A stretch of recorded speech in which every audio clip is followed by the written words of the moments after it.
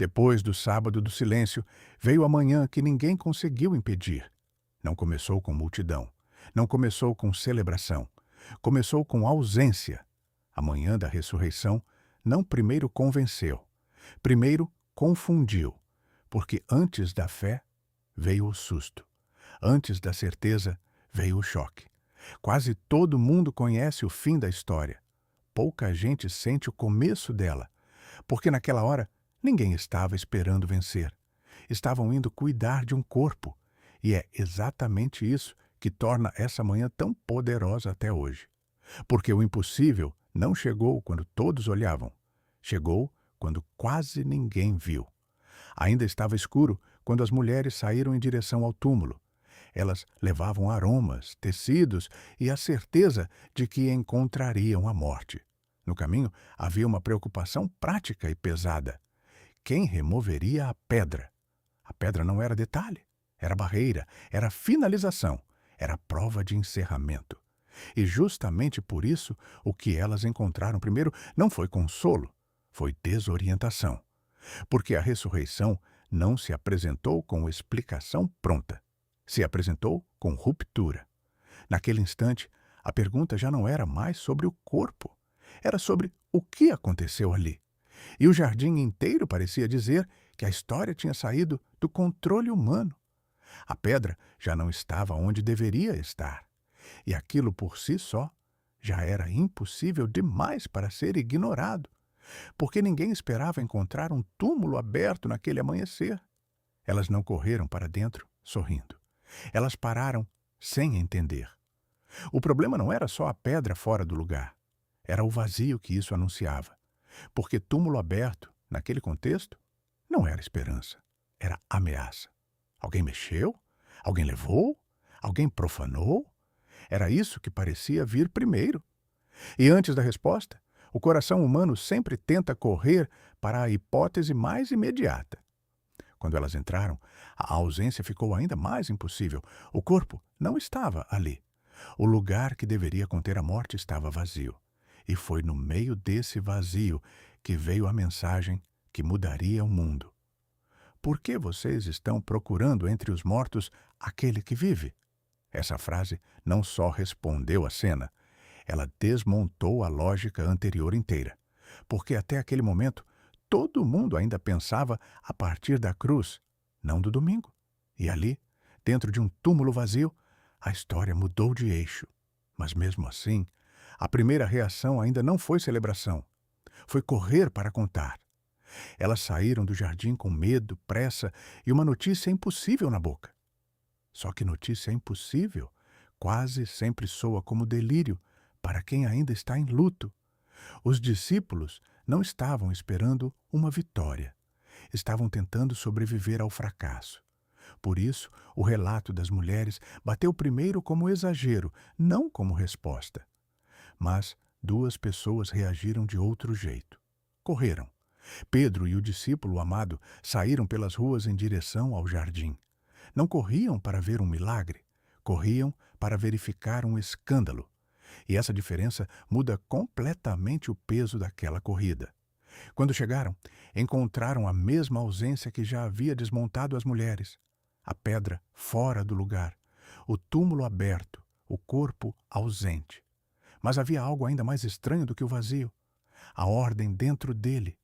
As faixas estavam ali, o lenço separado. Tudo calmo demais para parecer roubo. Alguém que rouba corpo não organiza linho. Alguém que foge não deixa serenidade. Foi ali que o choque começou a se transformar em percepção, porque o domingo da ressurreição não aconteceu de uma vez no coração de ninguém. Ele foi entrando em partes. Primeiro a ausência, depois a ordem, depois a lembrança do que tinha sido dito. Mas enquanto alguns começavam a ligar as peças, alguém ainda continuava no jardim chorando. Maria Madalena não estava celebrando, estava procurando. Ela ainda pensava em corpo, em despedida, em perda concreta. E foi no lugar onde ela mais chorava que veio a virada mais íntima da história. Ela o viu, mas não o reconheceu de imediato. Porque a dor também embaralha o olhar. Foi só quando ele chamou o nome dela que o impossível ganhou rosto. A ressurreição deixou de ser notícia naquele instante, virou encontro. Depois disso, o domingo não podia mais ser contido dentro do jardim. A notícia agora já não vinha só de um túmulo aberto. Vinha de alguém que dizia: "Eu o vi".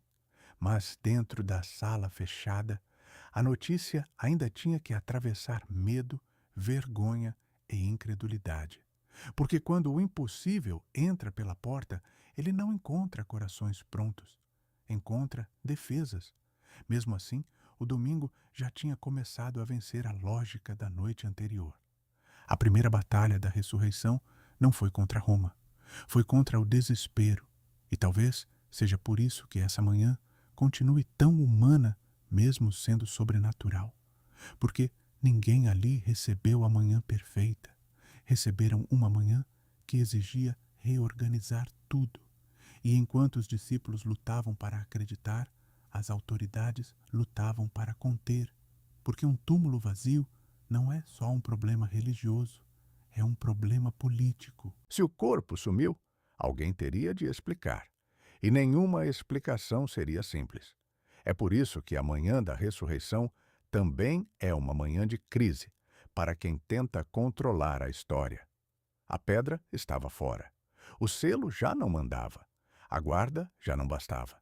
Naquela manhã, o maior poder do mundo encontrou um problema que não podia algemar, porque exércitos lidam com corpos, não com túmulos vazios.